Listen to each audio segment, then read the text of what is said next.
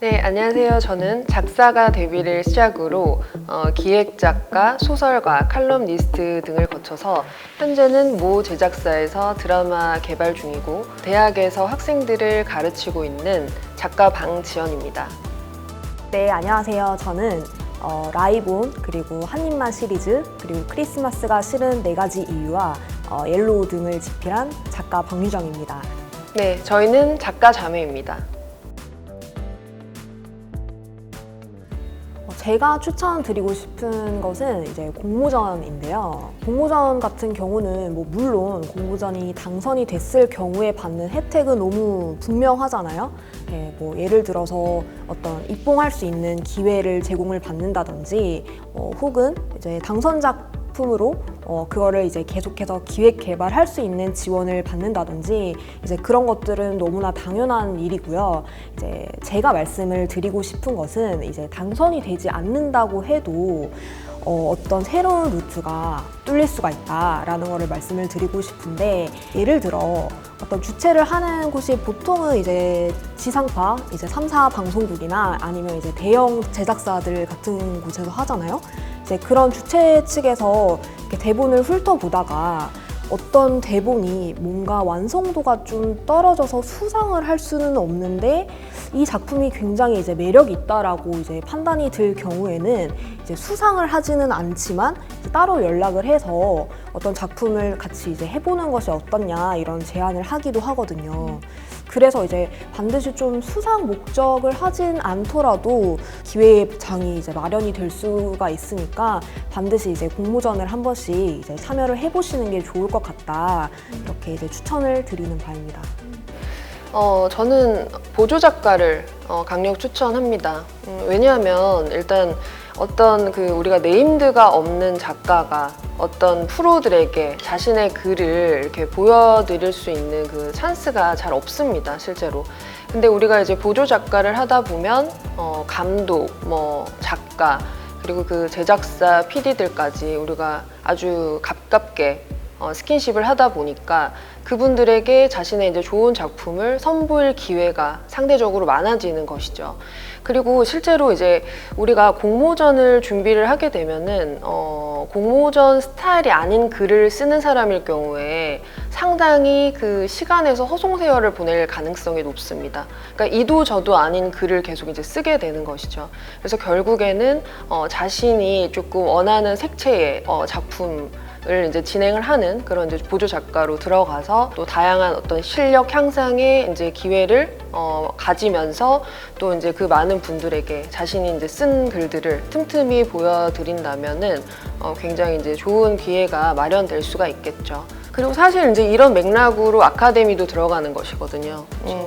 이제 아카데미는 돈을 받진 않지만 돈을 내고 다니는 것이긴 하지만 같은 맥락으로 이제 진급반을 이제 한다면은 그 마지막쯤에 이제 감독님과 이제 어떤 특정 작품을 좀 매칭을 시켜주는 형태로 이제 체계적으로 구축이 되어 있기 때문에 이제 말씀하신 것처럼 어떤 보조 작가에서 얻을 수 있는 그런 이점을 좀 같이 가져갈 수 있지 않을까 생각합니다. 보조 작가가 하는 가장 이제 큰 일은 첫 번째가 대본 피드백 주기입니다. 그러니까 보조 작가가 대본을 이제 가장 먼저 보게 될 가능성이 높은데 아무래도 그 팀에서 또 나이가 가장 어린 축에 속하죠. 그러다 보니까 좀 이제 요즘 사람들이 좋아하는 그런 트렌드에 좀 능할 수가 있고, 또 이제 보조 작가가 프로이기는 하지만 아직 조금 이제 방송계의 어떤 이런 것들이 이제 몸에 배어 있지 않은 상태로 또 우리가 시청자의 시각을 일단 충분히 담보한 상태에서 이렇게 이 두 가지의 어떤 시각을 가지고 좀 객관적으로 작품을 이제 바라볼 수 있게 되니까 보조 작가가 이제 그런 데서 피드백을 줄 때 굉장히 객관적이면서도 어떤 요즘 사람들이 좋아할 만한 그런 이제 내용들을 여기서 이제 말을 해주는 것이죠. 그런 이제 업무가 가장 큰 업무고, 두 번째는 취재 그리고 자료 조사 이런 것들이 있겠습니다. 그 작가들이 실제로 이제 작품을 계속 몰두를 하다 보면은 여러 가지 것들에 대해서 좀 신경을 쓸 수가 없기 때문에 이때 이제 이 자료를 왜 작가가 이제 요청을 했는지에 대해서 기본적으로 이렇게 파악할 수 있는 그런 능력이 아무래도 요구가 되겠죠. 그리고 일단 자료를 또 이제 신속 정확하게 가지고 왔을 때 그것에 대해서 우리 작가가 딱 봤을 때 한눈에 들어올 수 있도록 좀 일목요연하게 그렇게 정리할 수 있는 그런 능력도 좀 요구될 것 같습니다. 그리고 이제 마지막으로는 그리 흔한 일들은 아닌데 작가가 이제 보조 작가에 대해서 좀 신뢰를 가지고 있을 때 뭐 시간적인 여유가 없거나 아니면은 좀 이제 재기발랄한 어떤 젊은 시각이 필요할 때 우리가 대사나 뭐 씬 일부를 보조 작가에게 이제 쓰게 해서 채택을 하게 되는데 실제로 보조 작가 입장에서도 그게 어떤 것들이 채택이 되는가 대사나 아이디어 면에서 그런 것들을 이제 보면서 또 이제 공부가 되는 것이죠. 그래서 이제 이렇게 세 가지로 크게 볼 수 있을 것 같습니다. 일반적인 이제 드라마 제작사를 기준으로 했을 때 이제 두 가지로 나눌 수가 있는 것 같은데 첫 번째가 작품 계약이고요. 그리고 두 번째가 전속 계약입니다.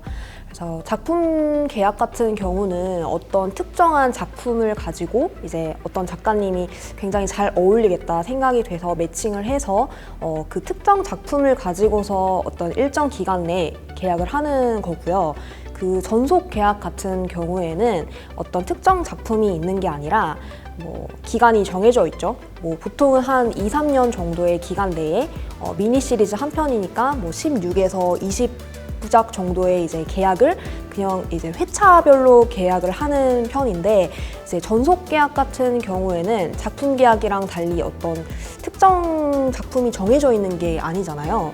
그렇기 때문에 처음에 기획 개발을 하던 작품이 이제 엎어지더라도 이제 그 일정 기간 내에 뭔가 다른 기획을 이제 개발할 수도 있고 그런 기획을 제안을 할 수도 있고 제안을 이제 받을 수도 있는 거죠. 이런 식으로 전속 계약과 작품 계약이 분별성이 있기는 하지만 보통 대부분은 이제 뭐 작품 계약을 해서 일을 하다가 작가와 뭐 회사가 이렇게 좀 신뢰를 가지고 앞으로도 계속해서 일을 같이 하고 싶다라는 이제 그런 생각이 든다면 전속 계약으로 이렇게 전향을 해가지고 같이 이제 계속 꾸준히 작품 개발을 하는 경우가 많습니다. 그리고 최근에는 작가와 제작사의 리스크를 좀 줄이기 위함인데 기획 개발 명목으로 해서 4부작 정도를 선 계약을 해서 먼저 이제 검증하는 시간을 가지는 어떤 그런 계약 형태가 존재하거든요. 아무래도 16부작, 뭐 2, 3년 이렇게 계약을 하는 것보다 작가도 그렇고 회사도 그렇고 이 사람과 신뢰를 가지고 일을 할 수 있는 어떤 능력치 그리고 이제 그런 것들을 좀 검증을 해볼 수 있는 기간이 아무래도 좀 있고 난 다음에 본계약을 할 수 있다라는 그런 이점이 있죠. 그래서 이제 서로 간의 부담감이 덜하기 때문에 그런 계약이 많아지는 추세입니다.